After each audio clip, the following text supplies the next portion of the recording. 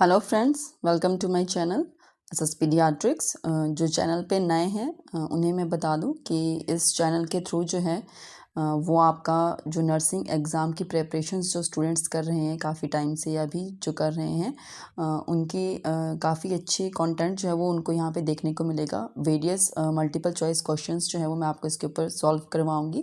सभी सब्जेक्ट्स के जितने भी हमारे सब्जेक्ट्स हैं, paediatric nursing, community health nursing, midwifery, obstetric gynaecology and mental health nursing, fundamental medical surgical anatomy, psychology, sociology, each and every जो aspect है नर्सिंग का वो इसमें हम कवर करेंगे।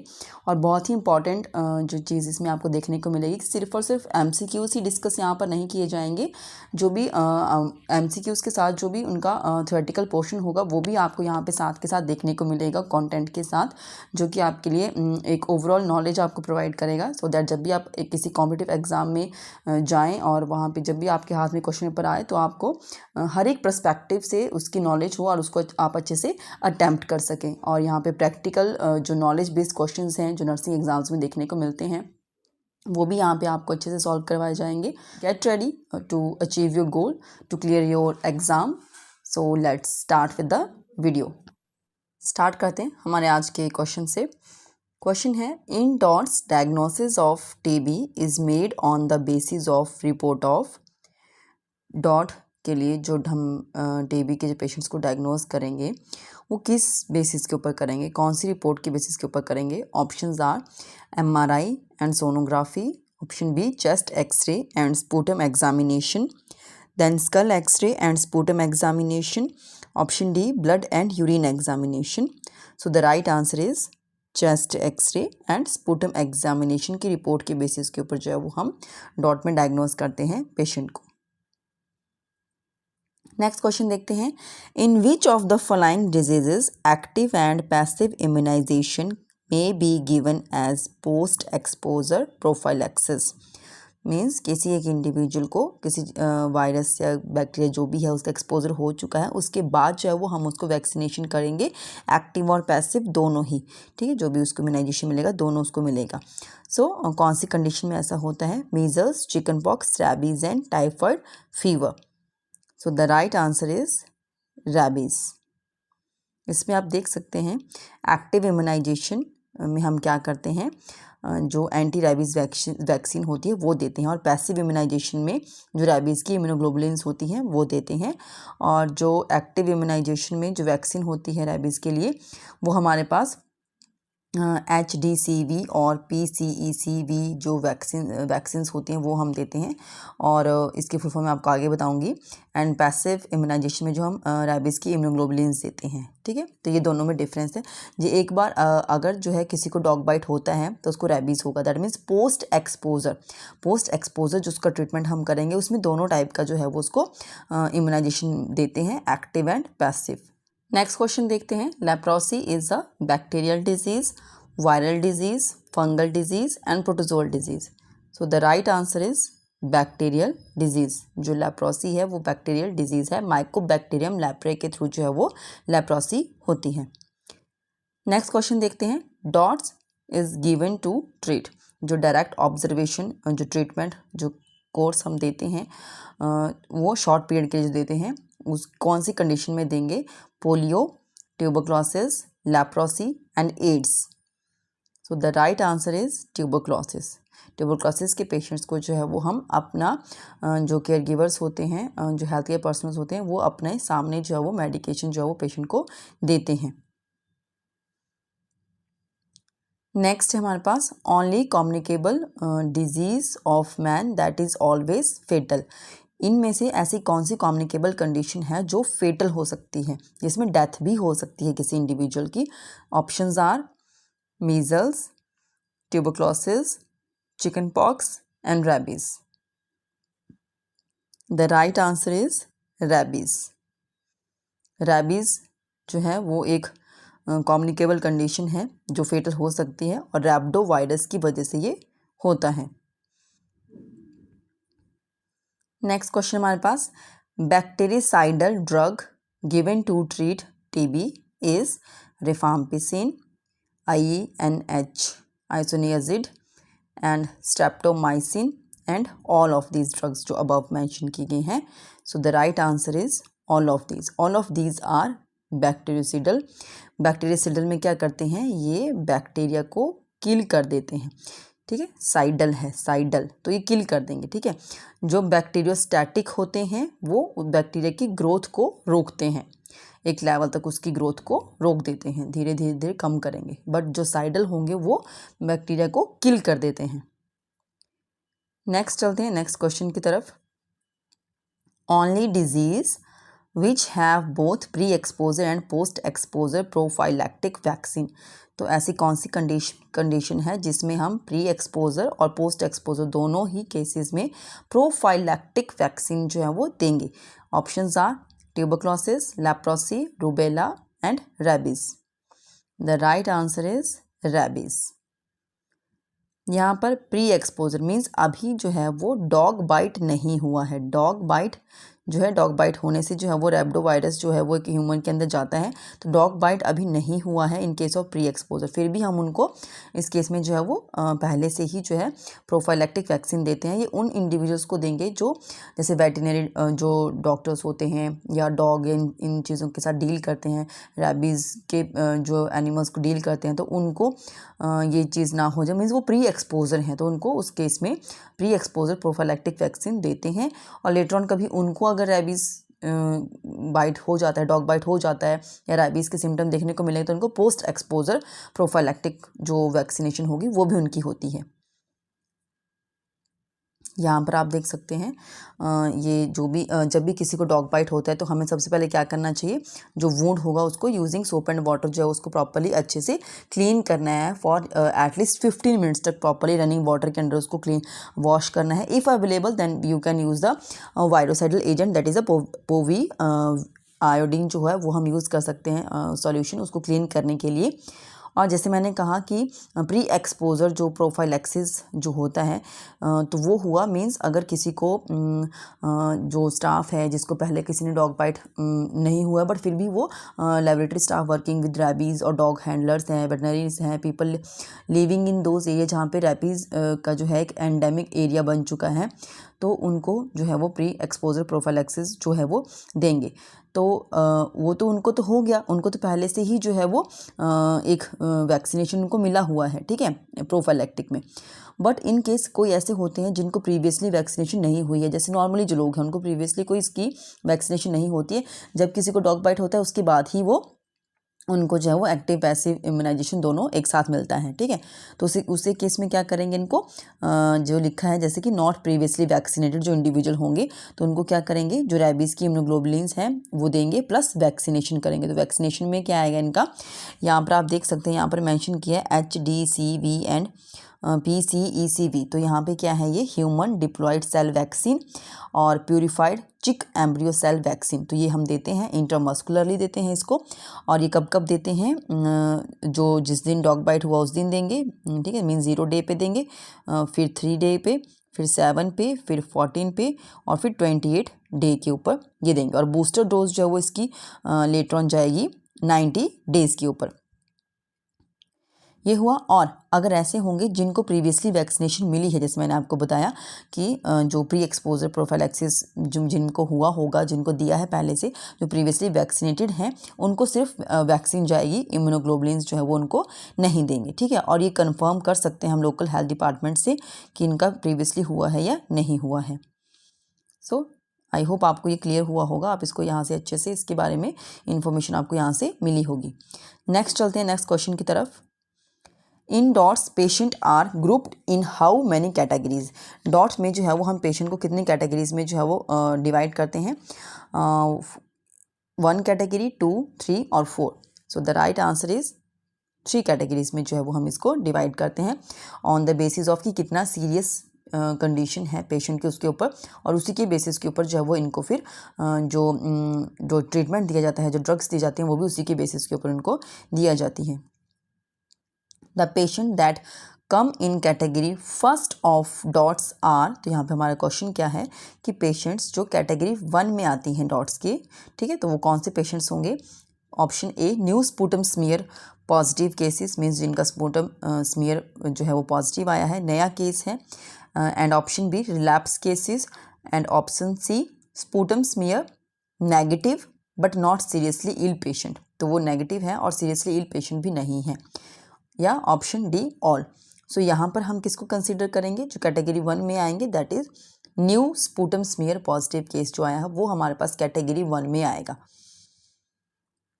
नेक्स्ट क्वेश्चन देखते हैं। According to central birth and death registration act 1969, तो ये भी एक क्वेश्चन बन जाता है, सॉरी ये भी एक क्वेश्चन बन जाता है कि 1969 में जो है central birth and death registration act कब आया था, that is coming in 1969। The event of death should be registered in, तो किसी का डेथ होती है तो वो कितने दिनों में जो है वो हमें रजिस्टर करवाना चाहिए। ऑप्शन है हमारे पास 3 days, 7 days, 14 days and 21 days। तो the right answer is 21 days। ये सिर्फ डेथ के लिए नहीं है, अगर डेथ की जगह आपसे बर्थ का पूछेंगे ना तो उसका आंसर भी आपके पास 21 days ही होगा। तो ये इजी है कि आप इसको अच्छे से याद रख सकते हैं। नेक्स्ट क्वेश्चन देखते हैं।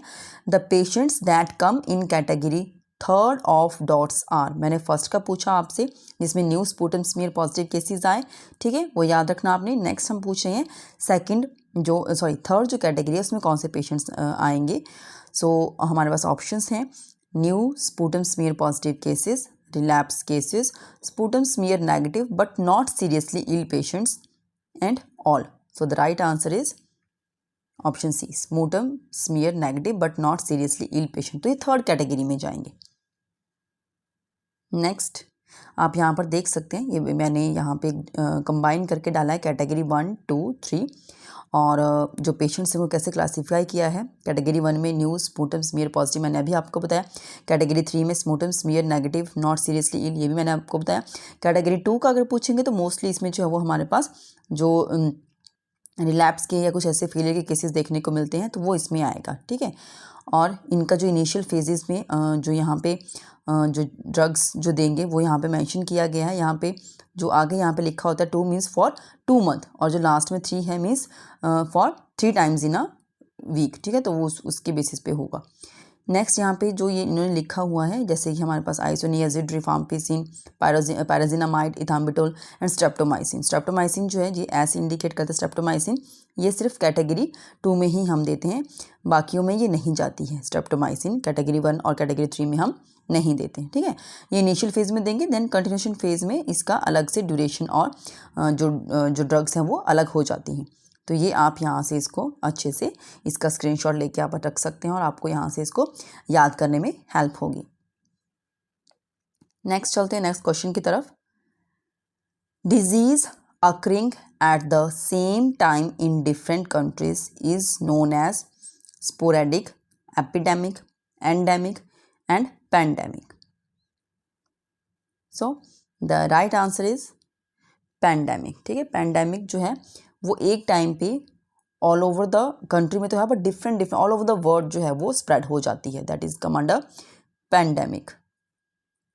आप यहाँ पर देख सकते हैं पैंडेमिक मैंने आपको बताया, ये देखो आप यहाँ पे देख सकते हैं कितना all over the world spread हो चुकी है कंडीशन, जो डिजीज़ है वो जो प्रॉब्लम है वो सब जगह स्प्रेड हो चुकी है। Sudden increase in the cases across several countries, continents और द वर्ल्ड। और हमारे पास आएगा एपिडेमिक। एपिडेमिक में क्या है, sudden increase in cases spreading through a large population, किसी एक एरिया के वहाँ पे एकदम से सडन जितना हमने एक्सपेक्ट नहीं किया था उससे ज़्यादा एकदम से केसेस जो हैं वो ज़्यादा बढ़ना शुरू हो जाते हैं किसी एक एरिया में, तो वो आएगा हमारे पास एपिडेमिक। नेक्स्ट है एंडेमिक। एंडेमिक क्या होता है, केसेस होते हैं जो कंडीशन है वो कॉन्स्टेंटली प्रेजेंट होती है उस एक पॉपुलेशन में। ऐसा नहीं है कि कोई कंडीशन आई और फिर ख़त्म हो गई या एक साथ बढ़ी और फिर ख़त्म हो गई, ऐसा नहीं है। वो रहते हैं केसेस यूजुअली प्रेजेंट रहते हैं और स्लोली स्प्रेड करते हैं और फिर वैसे ही सबसाइड कर जाते हैं। नेक्स्ट चलते हैं नेक्स्ट क्वेश्चन की तरफ। Disability, limitation and rehabilitation are primordial prevention, primary prevention, secondary prevention and tertiary prevention. So the right answer is tertiary prevention, ठीक है। तो डिसेबिलिटी, लिमिटेशन और रिहैबिलिटेशन जो आता है वो टर्सरी में आता है। सेकेंडरी में जो है वो हम अर्ली डायग्नोसिस और ट्रीटमेंट करते हैं, और प्राइमरी प्रिवेंशन में हम हेल्थ प्रमोशन और स्पेसिफिक प्रोटेक्शन लेते हैं। प्रीमोडियल में हम वो एक्टिविटीज़ करेंगे जो कहीं ना कहीं हमें एक हमारी जो माइंड बॉडी को जो है वो हेल्दी रखता है, दैट्स इट, वो उसी में ही आएगा। कोई स्पेसिफिक हम इसमें कोई वैक्सीनेशन नहीं ले रहे हैं या कोई सप्लीमेंट्स नहीं ले रहे हैं, कोई पर्टिकुलर डाइट पैटर्न फॉलो नहीं कर रहे हैं। सिंपल एक हेल्दी जो लिविंग स्टाइल, जो डाइट जो हमने अपने लाइफ स्टाइल में लाए हैं वो हम करेंगे, तो वो प्रीमोडियल प्रिवेंशन में आएगा। नेक्स्ट है the patients that came in category 2 of DOTS are exclude. यहाँ पे क्या है, एक्सक्लूड की बात की जा रही है। So the option are relapse cases, failure of treatment cases, extra pulmonary seriously ill and default of treatment. तो यहाँ पर जो होगा, हम कौन से केस को यहाँ पर नहीं लेंगे, इंक्लूड करेंगे इन कैटेगरी 2 में, that is extra pulmonary seriously ill. तो इसको हम यहाँ पर नहीं लेंगे, ये हमारे पास जो है वो इसमें नहीं आएगा। बाकी सब जो है रिलैप्सेस के केसेस हैं, फेलियर ऑफ ट्रीटमेंट केसेस हैं, डिफॉल्ट ऑफ ट्रीटमेंट, ये सभी हमारे पास कैटेगरी 2 में आएंगे। नेक्स्ट है हमारे पास next question, which drug is given along with ORS for the management of diarrhoea. Diarrhoea के केस में हम ORS देते हैं, बट उसके साथ और क्या देंगे, नैलिडिक्सिक एसिड, सिफिक्सिम, जिंक, कॉट्रीमोक्साजोल। तो यहाँ पर हम क्या देंगे, जिंक हम देते हैं एटलीस्ट फॉर 14 डेज तक जो है वो इसको हम इसका जो है वो देंगे। नेक्स्ट चलते हैं नेक्स्ट क्वेश्चन की तरफ, treatment given during intensive phase of intensive और जो इनिशिएटिव जो फेज होता है of category 1 of dot is. ठीक है, तो जो कैटेगरी 1 के जो हैं पेशेंट जो डॉट्स के अंडर आते हैं, उनको जो इंटेंसिव फेज़ होगा उसमें हम कौन सी ड्रग्स देंगे वो यहाँ पे पूछा गया है। तो हमारे पास ऑप्शन यहाँ पे दी गई हैं, जैसे मैंने आपको बताया कि ये जो हमारे पास आएगा ये 2 इंडिकेटिंग फॉर मंथ्स जो है वो यहाँ पे इंडिकेट कर रहा है, और जो ब्रैकेट में मेंशन किया गया है ये ड्रग्स हैं हमारे पास। ठीक है, तो ये हमारे पास आएगा जैसे आइसोनियाजिड है, rifampicin H for isoniazid, then rifampicin, pyrazinamide, ethambutol as for streptomycin. तो ये ऐसे इनका नेम्स हैं। ठीक है, तो ये हमारे पास क्या है 2 जो इंडिकेट करेगा, दैट इज, ये अभी क्वेश्चन में आगे आएगा बट फिर भी मैं यहाँ पे आपको बता देती हूँ। 2 जो है वो मीन्स मंथ को इंडिकेट करता है, जैसे 2 मंथ के लिए है या 4 मंथ के जैसे यहाँ पे बताया, तो वो इंडिकेट करता है। और जो यहाँ पे 3 है means 3 times in a week, तो वो है ये। ठीक है, तो अभी हम देख रहे थे कि कौन सी ड्रग्स हम यहाँ पर देंगे। सो यहाँ पर जो ऑप्शंस के हिसाब से जो है यहाँ पर जो हम जो ड्रग्स देंगे कैटेगरी 1 जो डॉट्स के उसमें आएंगे। So the right answer here is option A. 2 months के लिए हम देंगे isoniazid, rifampicin, pyrazinamide, ethambutol 3 times in a week. Next है screening of women above 35 years for carcinoma cervix by using the pap smear is a method of, किसके under आएगा, primary prevention, secondary prevention, specific prevention और tertiary prevention. So the right answer is secondary prevention. क्यों, क्योंकि इसमें आता है हमारे पास early diagnosis. ठीक है, तो अभी हम यहाँ पे पैप स्मीयर कर रहे हैं। ठीक है, तो मीन्स हम डायग्नोस करना चाहते हैं कि किसी को कार्सिनोमा है सर्विक्स का, नहीं तो डायग्नोस करें। ठीक है, अर्ली डायग्नोस करें, दैन ट्रीटमेंट जो जाएगा वो सेकेंडरी प्रिवेंशन में आता है। Next question, all stages of rashes are seen in, जो रैशेज की सभी स्टेजेस जो देखने को मिलती हैं एक एरिया पे एक टाइम पे, मैंने ये पहले भी करवाया हुआ है। ठीक है, तो वो कौन से कंडीशन में मिलेगा, smallpox, measles, chickenpox और diphtheria. So the right answer is chickenpox, और इसको कहेंगे हम जो स्टेजेस जो देखने को मिलती हैं एक साथ एक टाइम पे एक एरिया पे, दैट इज प्लियोमॉर्फिज्म। नेक्स्ट चलते हैं नेक्स्ट क्वेश्चन की तरफ। WHO oral rehydration solution includes following except, क्या चीज़ नहीं होती है, सोडियम क्लोराइड, पोटेशियम क्लोराइड, ये NaCl को हम सोडियम क्लोराइड बोलेंगे, then KCl potassium chloride, sodium citrate and sodium carbonate. तो उसमें क्या नहीं होता है, दैट इज सोडियम कार्बोनेट नहीं होगा, बाकी सभी उसमें प्रेजेंट होते हैं। नेक्स्ट चलते हैं नेक्स्ट क्वेश्चन की तरफ। The category of TB patient in which streptomycin is given अभी तक मैंने बहुत बार ये आपको बता दिया, शो भी मैंने यहाँ पे किया है, ठीक है। तो किस में होगा, कैटेगरी 1, कैटेगरी 2, कैटेगरी 3 या all category? So the right answer is category 2। इसमें जो है वो हम देते हैं पेशेंट को, बाकी कैटेगरी 1 और 3 में नहीं देते हैं। सो यही था आज के लेक्चर में, मैंने आपके साथ यही क्वेश्चंस डिस्कस करने थे। ऐसे ही और क्वेश्चंस को अटेंड करने के लिए आप मेरे चैनल को सब्सक्राइब कर सकते हैं एसएस पीडियाट्रिक्स, और please like and share my videos. और कोई भी और आपकी क्वेरीज हो, कुछ भी क्वेश्चंस हो, तो आप मुझे कमेंट कर सकते हैं। I will definitely try to give the reply to your questions. Thank you.